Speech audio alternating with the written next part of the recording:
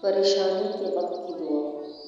نبی کریم صلی اللہ علیہ وآلہ وسلم یہ دعا پریشانی کے وقت کیا کرتے تھے۔ لا الہ الا اللہ العظیم الحلیم، لا الہ الا اللہ رب العرش العظیم، لا الہ الا اللہ رب السماوات و رب العرش الکریم۔